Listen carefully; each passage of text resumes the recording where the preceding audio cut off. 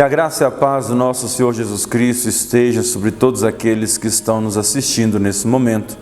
E para a nossa meditação dessa semana, lerei o texto que se encontra na primeira carta do apóstolo João, capítulo 5, versos de 10 a 12, que diz assim: Aquele que crê no Filho de Deus tem em si o testemunho.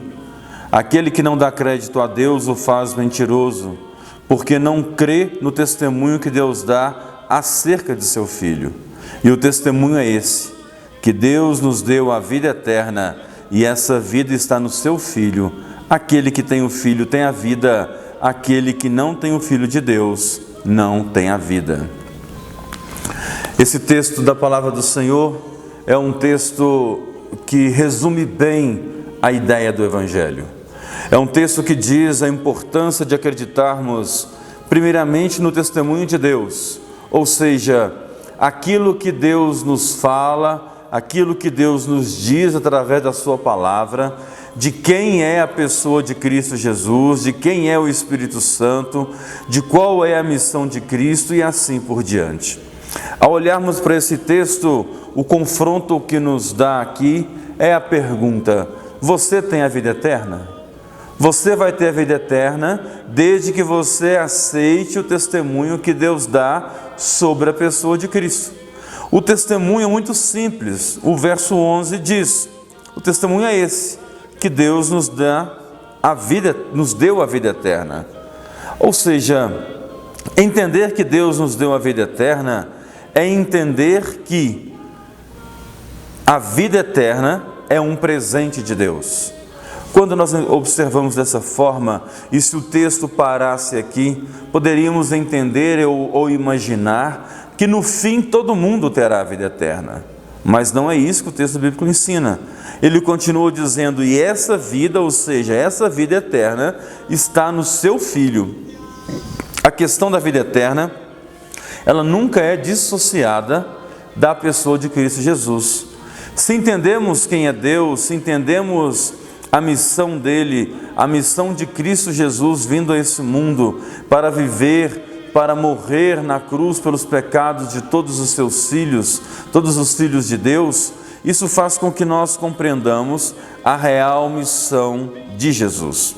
E o verso 12 diz: aquele que tem o Filho tem a vida, aquele que não tem o Filho de Deus não tem a vida. O contrário de vida eterna é morte eterna.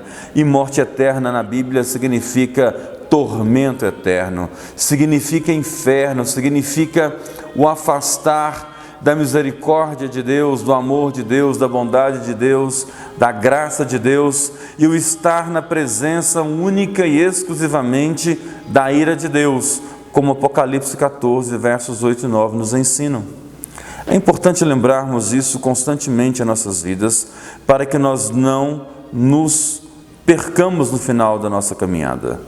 Não se iluda achando que no fim Deus dará um jeitinho e vai colocar todo mundo no céu. Não se iluda achando que no fim Deus vai olhar e dizer: não estou fazendo nada mesmo, é melhor eu deixar esse rapaz, essa moça, essa pessoa entrar no céu. Isso não vai acontecer. A escolha é agora, o tempo é hoje, a hora é essa. Ou você tem o Filho aqui e agora, ou você nunca terá a presença de tudo aquilo que é bom do Filho, apenas a presença da ira de Deus em Cristo Jesus. É importante lembrarmos isso porque as nossas vidas não podem passar em vão nesse mundo. O tempo é agora, a hora é essa, e o testemunho de Deus é muito simples. Não acreditar é dizer que Deus é mentiroso. E a Bíblia nos ensina em João, capítulo 8, verso 44, que o diabo é o pai da mentira. E Deus não pode mentir, Deus não pode fazer essas coisas, negar a si mesmo e assim por diante. É interessante e importante lembrarmos isso.